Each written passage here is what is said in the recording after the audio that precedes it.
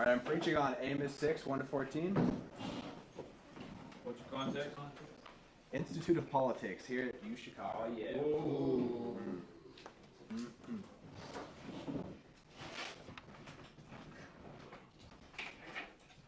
Mike, just so you know, all the sermons this term have to be to a completely unbelieving audience. So, the next time I gotta preach to believers and unbelievers.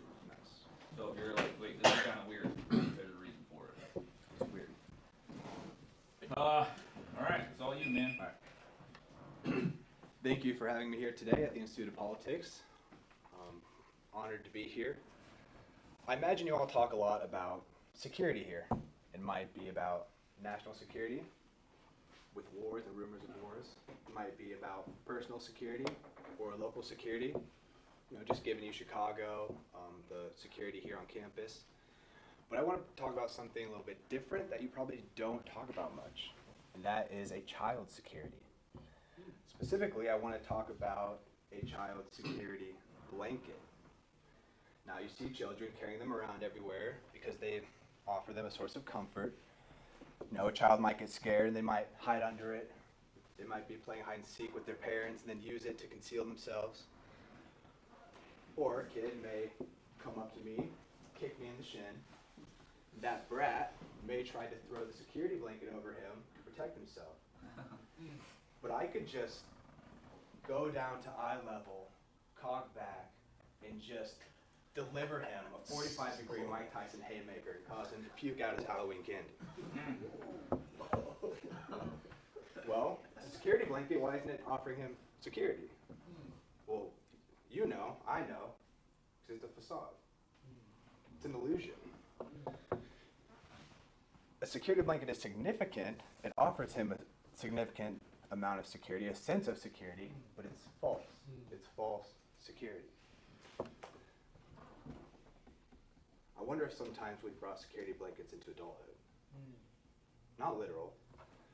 They've taken on a new shape, a new form. But nevertheless, there are things we find our security in that don't actually offer us any security. Maybe it's your job. You know, you feel secure in your job, but you can get fired any day. Maybe it is like the local police force. You know, it's nice to have them here, but how many people do we see getting robbed in the area?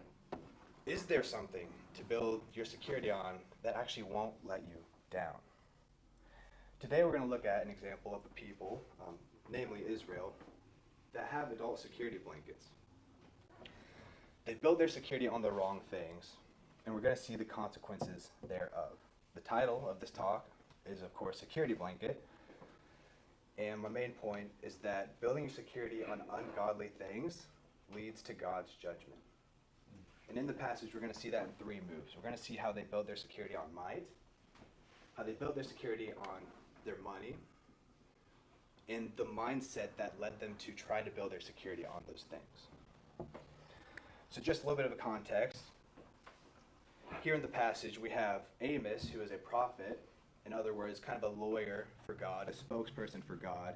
And he's warning specifically northern Israel after the kingdom split of impending judgment. Now, why is this judgment impending? Because they've been living in an ungodly way. They've been building their security in an ungodly manner. Why are they expected to live in a godly way? Well, because Israel has a special relationship with God.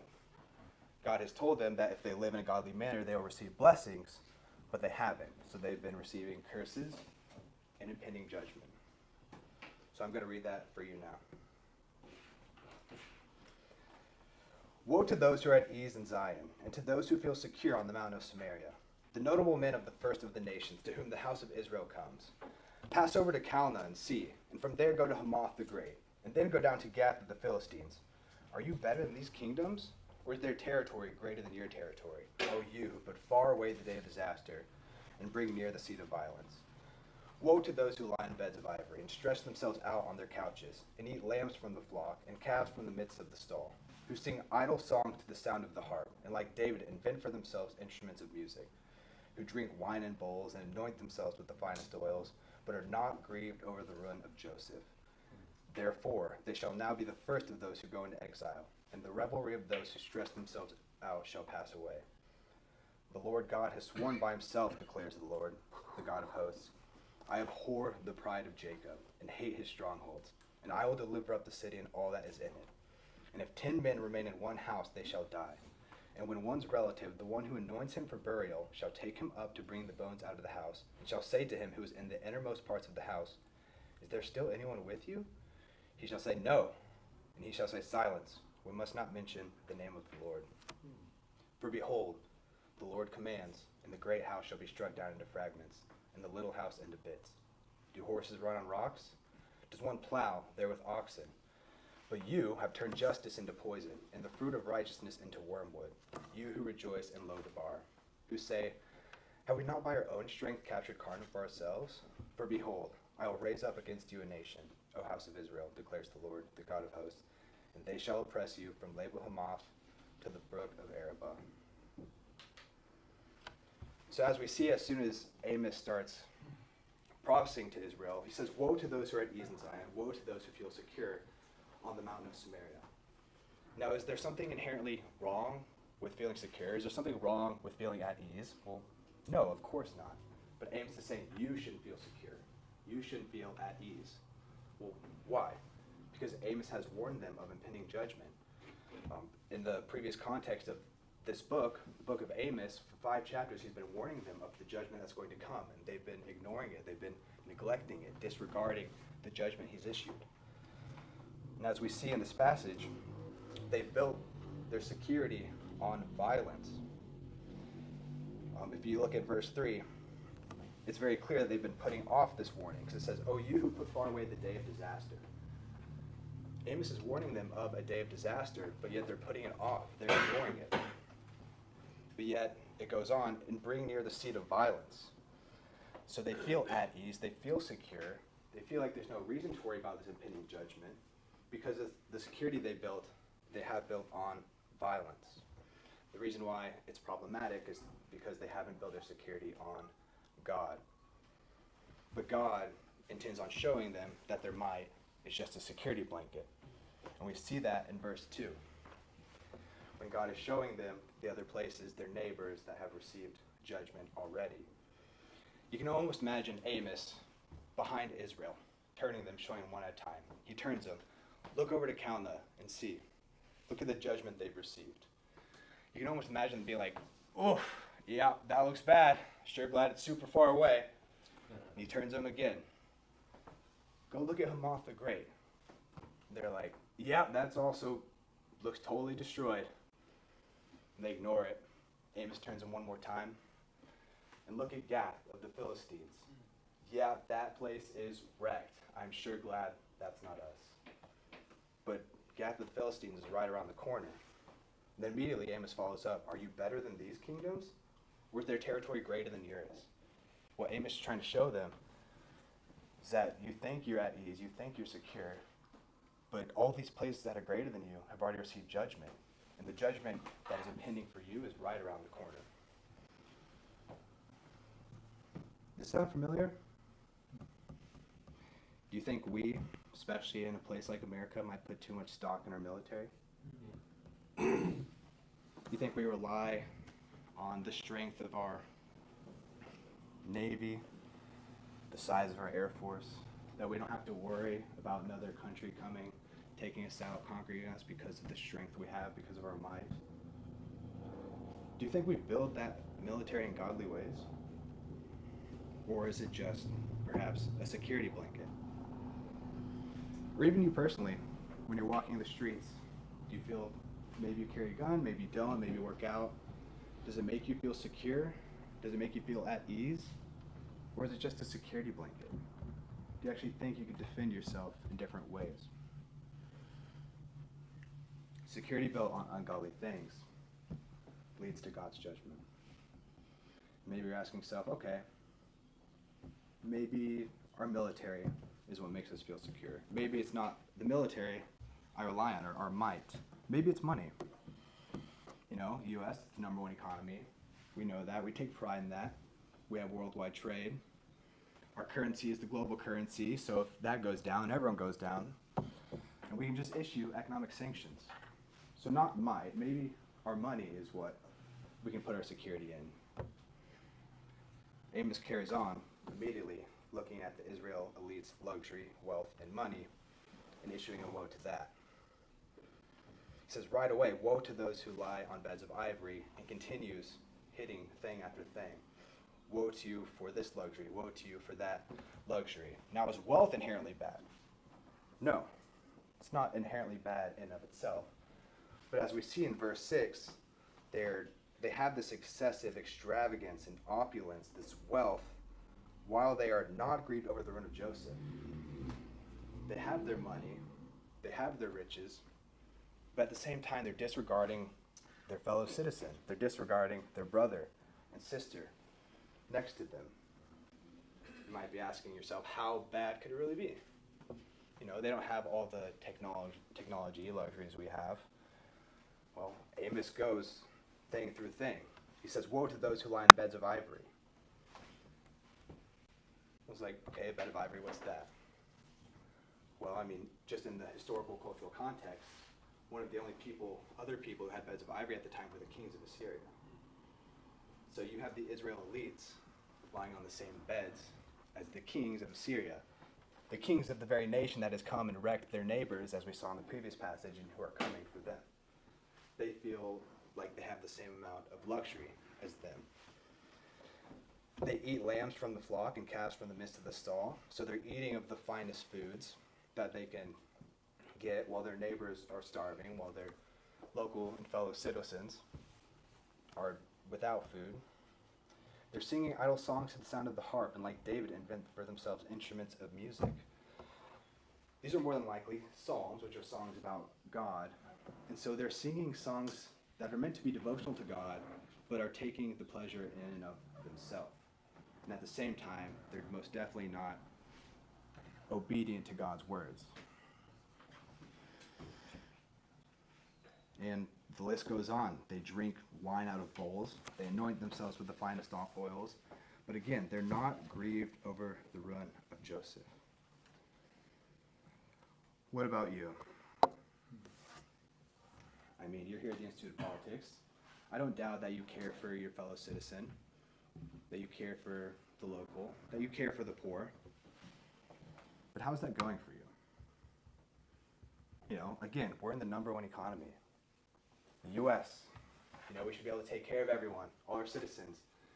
But you walk these streets, I can't go a block or two without getting trying to get a cup of coffee without coming across someone who's homeless, without the poor. So how much of a security is our wealth if we can't even support and help our local citizen? Is it just a security blanket? Doesn't their very existence demonstrate the futility of basing our security in our wealth? What about you personally? Does money help you feel secure? You go to one of the best universities. Do you have job security yet? Are you able to buy everything you want to buy? Or is it just a security blanket? Does it just give you a sense of security?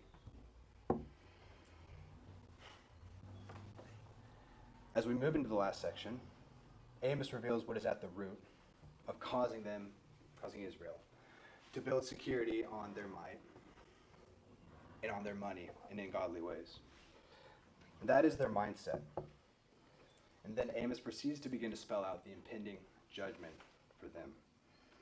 Right away in verse 8, we see Amos know that the Lord God has sworn by himself, declares the Lord, the God of hosts, about to issue judgment, and then says, I abhor the pride of Jacob.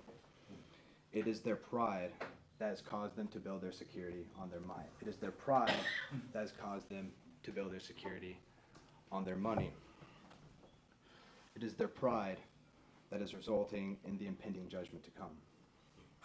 And Amos then begins to spell out the judgment. But in verse 13, you see their pride try to make one last-ditch excuse before the judgment comes. They say, have we not by our own strength captured Carnum for ourselves? Well, as I pointed out in the passage about might, that mindset of pride is false. judgment is coming. Well, how certain is this judgment, you might be asking? Well, in verse 8, at the beginning of this passage, it says, the Lord God has sworn by himself. You might be wondering what that means. And that means that God is swearing on himself that this judgment is coming. This isn't just any God. This is the Lord of covenants, the Lord of promises, and Israel knows this. He made a promise with Abraham that he would build a nation, a people, and he did that. He promised Abraham that he would bring him into a land, a holy land for them, that he would give them a land, and the Lord did that. And then he promised that if you do what I say, I'll bless you, and if you don't do what I say, I will curse you. And he kept his word. So when Amos says the Lord God has sworn by himself, you can be sure that it's going to be done. How severe is this judgment going to be? Amos expounds on that from verses 9 to 11. You see a picture. It says that 10 men remain in one house, they shall die. And then there's someone in the innermost parts of the house, almost getting himself away from the world. The innermost parts of the house, hiding for what has just happened. And you have someone coming in, looking for one of their dead relatives who have died from the judgment.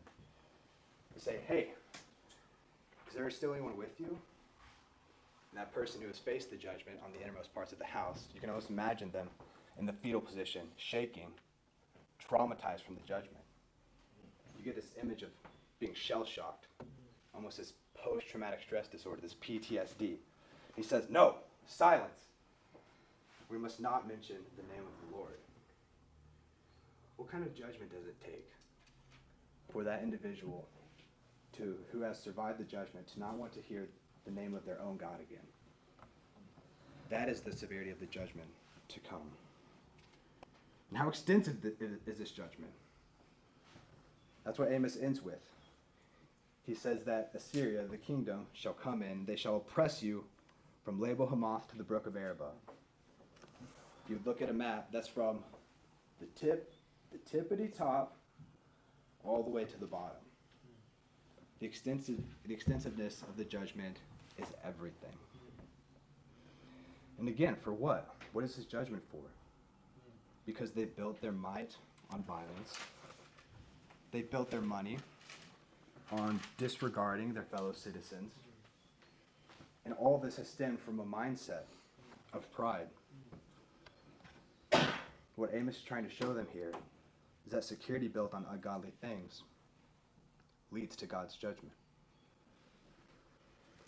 It's not that might, it's not that money, or even mindset are necessarily wrong. But when we build our security on these things in ungodly ways, it leads to God's judgment.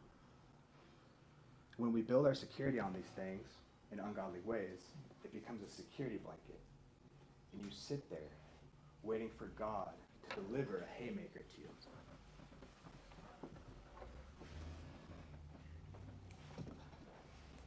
We can all agree that building security on violence, disregarding a fellow citizen, having a prideful mindset is wrong. So it remains. What can we build our security on? What or who should we put our security in? And that's what Amos is trying to get Israel to do this entire passage. He's trying to get them to turn and put their security back into God. Not into their might, not into their money, not into their mindset. That's what God wanted Israel to do. What do? We're not a theocracy. Our nation doesn't have a special relationship with God like Israel does. So who or what should we put our security in? Can we have a relationship with God still? Yeah. We don't have to be a theocracy. We don't have to have one nation under God, indivisible, but we can all have personal relationships with God. And that is through, you guys know the name, Jesus. Because Jesus came as God in the flesh into our world, into history. Served his ministry, showing us how to live in godly ways. He was crucified, died, resurrected, and ascended to the right hand of the Father. So he has direct access to the Father. And there, as he rules with authority and power, through him we know we can build our security.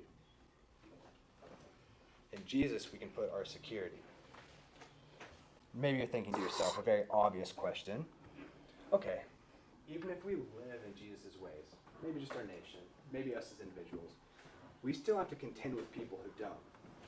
We can live in godly ways, and there will still be people who live in ungodly ways that we have to deal with. And so you may come to a very logical conclusion.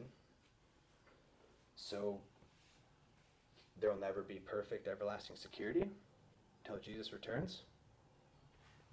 Then why build our security in him and his ways?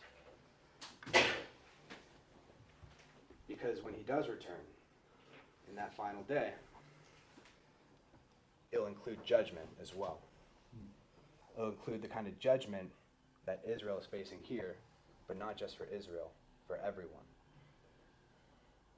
Those who don't build their security in him will face that kind of judgment. So I want to finish by looking at a passage not from Amos, but from after Jesus came, did what he did, and ascended to the Father. For those who don't build their security in Jesus, this is what it says. The day of the Lord will come like a thief in the night. While people are saying, there's peace and security, then sudden destruction will come upon them as labor pains come upon a pregnant woman, and they will not escape. But for those who do build their security in Jesus, you are not in darkness, brothers and sisters, for that day to surprise you like a thief. For you are all children of light, children of the day. But since we belong to the day, let us be sober, having put on the breastplate of faith and love, and for a helmet the hope of salvation. For God has not destined us for wrath, but to obtain salvation through our Lord Jesus Christ. So let us all build our security on the only everlasting thing, Jesus. Thank you.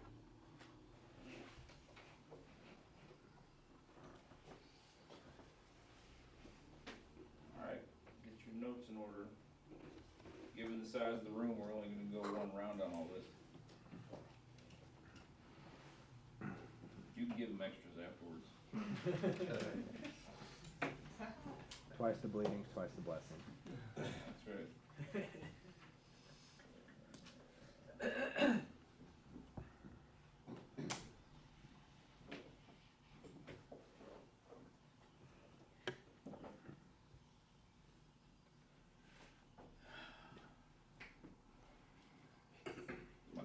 Generally what we do is we go 5 rounds. We're going to go 3 today.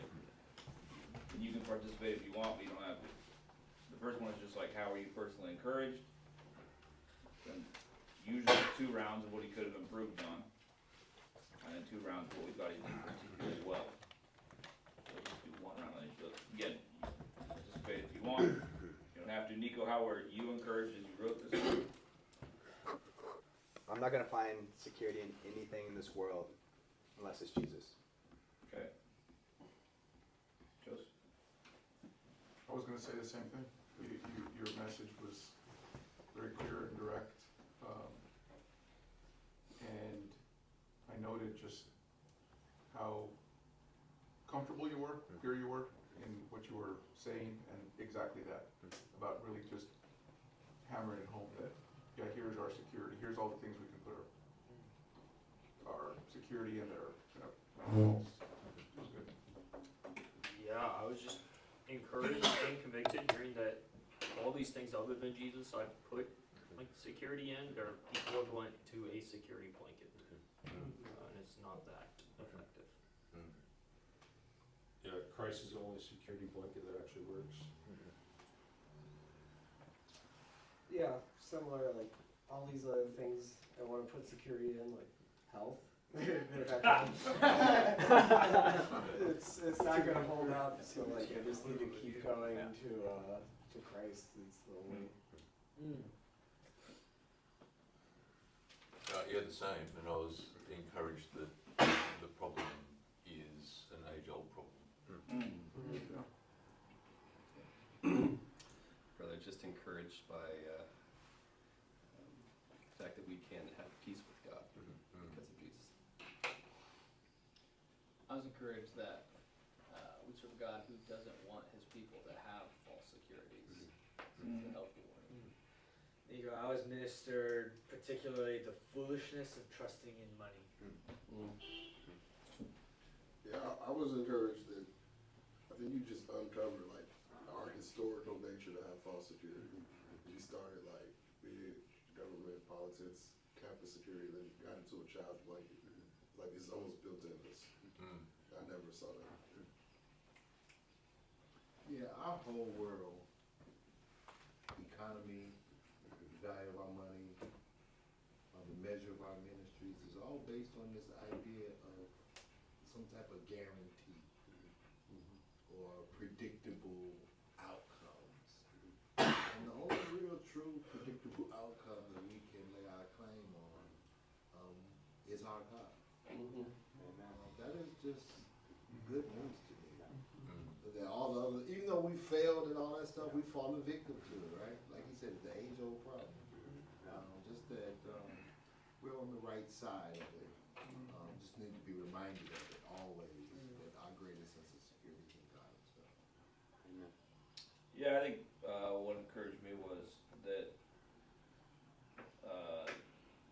that God would want us to find our security in him, which is nice. He's the only thing that works. What's one weakness you felt with this sermon? I think it was a weird text to preach to unbelievers. Yep. So trying to figure out how to sell it to them, how to make it compelling to them. Okay. How can we improve this then? You can take this with a grain of sand because it might just be my hearing, but maybe just with your voice. Just No, that's yeah. Oh yeah. Yeah. See, I get now that. you're hearing it from visitors. I get that a lot, so spot on. Change it next time. Was it louder? I felt like I was, I don't know, No. accentuated more. Or... You did one thing a little bit, but Yeah, there was one point where you suddenly increased in volume. yeah. It's like I feel like I'm yelling when I do that. Yeah, you're gonna need to put that on your notes. Yell here. Yeah. Start hoop here. You got the hoop pass. Go on. I need to be mic'd up. Yeah, that was good. So at the beginning, this did get better a little bit throughout, but you were looking around, but you were looking at nothing. Yeah. At one point, you were looking up there, and like down there. Yeah. So just one thing of just making eye contact with people. Are you uncomfortable looking into the eyes of certain people? Oh yeah. Yeah. Yeah. Which people? I don't like Who it. in here do not like looking at Well, I can tell you those people over there because he spent most of the time looking at well, there's more people. To be fair, there's more people. I don't like looking at people's eyes because it feels like then it's like we're about to fight. Like, are we about That's to the fight? point. Yeah. We're either about to fight or. I mean, you'll Yeah. beat any of us. I mean, it's like. Alright. I think it was the right move for your gospel connection. It was just a rough way to get into it. Yeah. Wow. Like, I think alluding to Philippians 2 is okay, but like when you got to the actual gospel connection part, like I think you could have done a little bit of work of what is the right tactic to get into it. Yeah. Where did I allude to Philippians 2? Just talking about how Christ came, Oh humbled yeah. himself. I was just kind of. Yeah. You were just like theologically riffing. I was just spelling. Yeah. I don't know why we do it. Yeah, along similar lines, I thought you did a great job convincing me why these other things are false securities.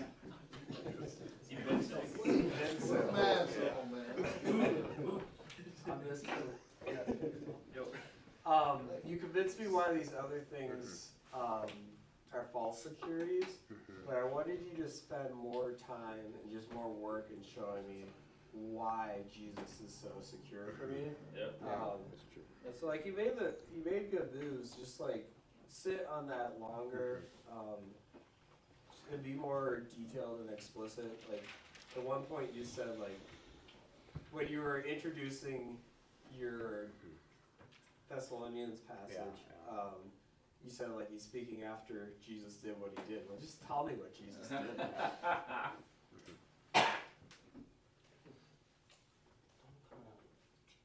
I was wondering whether you really believed what you were saying. Yeah. Right. Why? I'm just curious. You were giving me lots of reasonable information and argument, but I couldn't see in the change of your tone of voice, change of pace. You moved around a bit, which kind of made me feel like you were a little bit unsure about the analogy you were using. But I think if you believe it, the bits that you really think that I don't believe, I think your voice will naturally get bigger. Right. Yeah. Your body language will naturally get bigger and more certain. Brother, as a unbeliever, I am terrified of God's judgment right now. After hearing that, one of my questions is there any way that you could have done or could have added to like God's justice and God's goodness in His judgment? Because I think it was such a severe, like it was almost kind of like Old Testament God versus New Testament Jesus kind of thing. Like Jesus is great, but Old Testament God doesn't play around kind of thing, which is true. But I think it was almost like, why should I follow that God? Like he sounds pretty scary.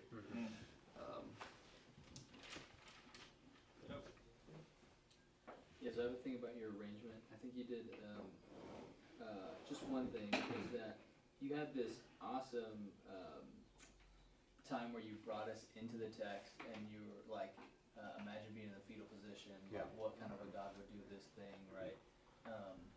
And I feel like at that point you made your argument, and then you just kept on going, saying the same thing, and explaining like the tippity top, which kind of stuck out from underneath of your argument because you said tippity top, and you just kept on going on it. But I think you could have ended with like the more intense thing of like being in the fetal position or whatever, and then landed that there. Nikko, I think one improvement is throughout the sermon, the we's and the you's and us was kind of confusing. So I think just, especially in an unbeliever context, just knowing where you can say us and we and It's kind of crazy to say this. I did not like your transitions, but you have built-in transitions. Like it was crazy because I didn't see the transition from first to second point, but you used the language so specific, Mike, money, and then your second to third movement, you said you have pride in your might, you have pride in your money, and I was waiting for you to say pride in your mindset, but you didn't use that word. You went on a tangent, and then you came back to mindset. I was like, you had a built-in transition. Your language is like built-in. You were skipping. I don't. It feels like building their security and their mind and money stems from their mindset in the passage, anyways. Yeah. So I could have done that, but I felt like if I did, I was kind of. Especially when they're alliterated like that, it's like you're right on the cusp of alliteration. I had it alliterated like that, and I changed it because I was like, I feel like it's not as specific to the passage. So it's fair. Your argument up top, I like you laid everything out in the beginning. And yet, I felt like you just ran through the argument. This is an argument. This is the argument of this passage. If there's anything we need to be sure to hear and get, that's the line. If you're going to try your pitch, pace, variance, draw some passion in, do it deliberately in that moment, because that's going to actually guide us through this. When you issue the main point. Yeah, the main point is the big deal, right? That's your argument. It's what you stood to argue. I say this before I give that statement in my church. Just in case you want to fall asleep, write this line down, right? Because it just draws them to the importance of what that is. And I think that I didn't get that. I thought the argument was good, but I didn't get this whole punch, right? So, strangely enough, I felt like this was like way more wooden than you've been in the past. Did you change your notes or something for this I mean, not really. I just. Okay. It just, like, it felt like, here's an idea, and then here's another idea, and here's this other thing, and here's this thing. It's just like, okay, it gets to the, like, believability part of it, where it was, and I couldn't tell why it was the case that it was, why you were doing that, but, yeah. So how do I guess, expand myself while still feeling like myself? Right. Because okay. I feel like right now when I was like preaching that, it's me. Okay, well, whatever you're doing right now, Yeah. that's, you didn't preach like that at all. That's You what- did it. Preaching You did it. extemporaneously. We all just saw it. That's it right there. Preach one extemporaneously. So I think, yeah, I- there's that. That So, speaks to his question, like, did you believe this? Yeah. right, so I think maybe one way is trying to quit finding the right words and start trying to find your words. So, that's right, Mr. Beyonce. Remote. That's rebutting. Oh, It doesn't mean that you're just freewheeling through this thing, but like, you know, at the security, the PTSD thing or whatever, fetal position on the floor, that was probably your most believable moment. But it's just like, how do I communicate this the best way to these people, instead of just like, what is the Platonic ideal of the sentence that comes after this sentence? Well, because the way I put my notes, there's no sentences. There's just like a few words to move me to the next idea. So I feel like that's forcing me to be extemporaneous. Yeah, it is. But yeah, like half the critiques are about delivery, louder eye contact, change in tone, pace, wouldn't. So.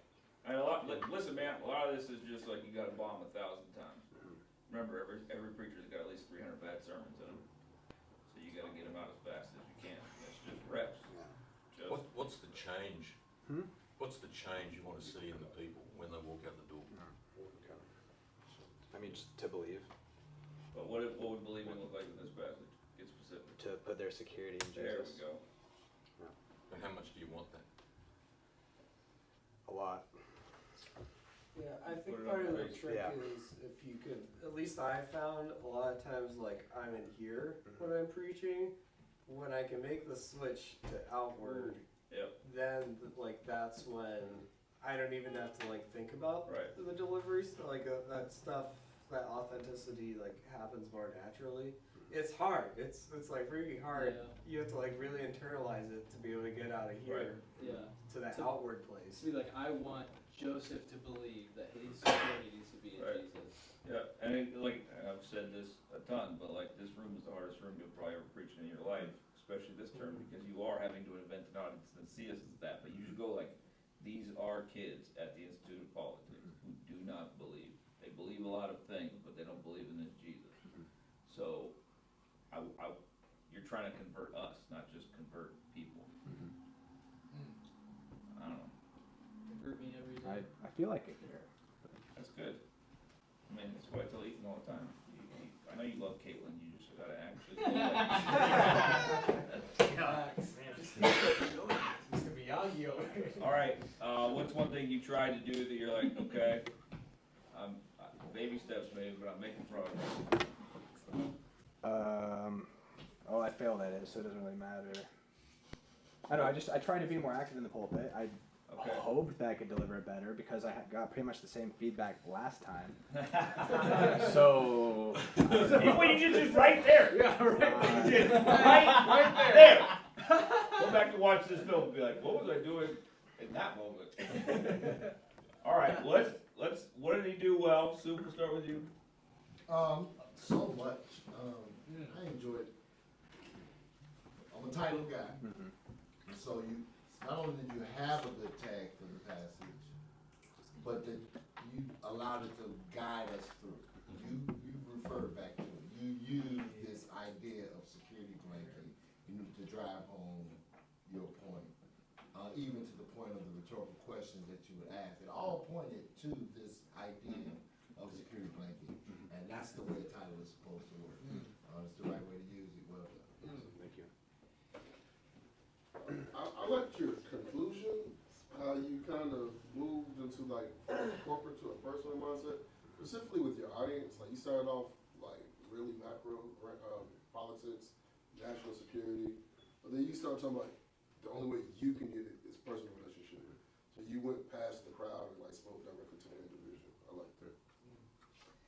I like the provocativeness of, like, even the kid and a push with the mic, like, I just thought, like, it captured, like, the gravity, and so, yeah, and I think it just was provocative, so that's good. Yeah, I thought your argument was good, like, and the way that your homiletical points showed, like, a might, and how you just went to specific verses to tie those in. I thought you did that very well. Yeah, I thought you used this idea of false security so well throughout the entire message, and then you like started with security blanket. It's like you covered every single angle of security, and like I don't think there was anybody in the room that like didn't understand what you were saying, which I thought was super helpful when you're using it in the message.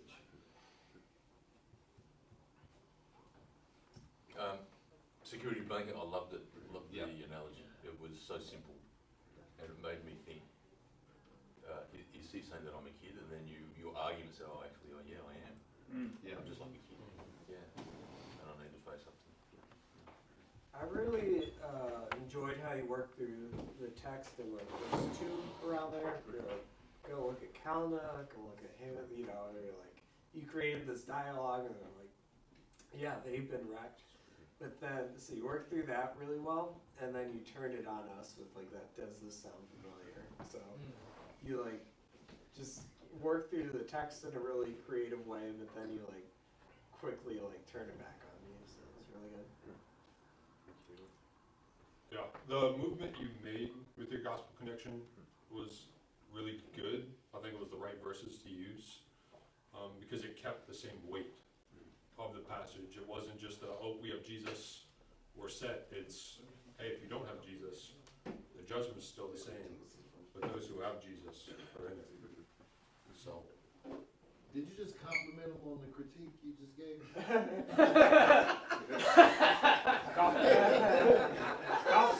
It's complicated. Fraud. It offsets, we're good. Well, it's all, but your critique was mainly on the way in. Yeah, the way Not in. what you did once you got Yeah, there. but once you were there, Alright. It was a nice place, we just got there late. We'll let that one pass. We just took the wrong roads. That was Yeah. bad dismount words. So the punch thing, he was talking about like the provocativeness of it, but just the way you brought it back. That was like in the beginning you talked about punching a kid, but then in the end you were like God punching you. Yeah. And I thought that was really good. It definitely could have been like more amplified, you know, but Or tame. it was a good punch. Definitely more tame in the beginning. Yeah, right. Yeah. That was when you looked the angriest when you. You had a kid. And you were smiling. Right, yeah, exactly. It was probably like, that would be super messed up. I'm not scrapping it. I'm holding on. Well, I was gonna say that intro, it got me in. I think that's one of the hardest things to do is like get people into like the text. And to me, I was like, okay, I'm hooked. I'm like in. You know, I understood. You did a good job of like illustrating something, and then like, okay, yeah, that is kind of ridiculous for a kid to think that that's security. And then it's like, oh, we're actually gonna say it here. That was really good. But since everybody said that, I'll also say that since this text is kind of like a lot of little oracles kind of scrunched together, I think you did a really good job of walking through a difficult text in there and saying, okay, here's how all this kind of fits together, which is not an easy thing to do. Thank you. Yeah, so while I thought that like your big moves were pretty wooden, I did think that you had at a number of points, like a small question that would lead you right to like explaining the next thing, like inside the homiletical points. So well, how extensive is it going to be? Well, it says right here, right? Well, what's it going to be like? It says right here. So there was those kinds of moves that did make it much more helpful to track what you were saying. So there we go. Awesome. Who's next, man?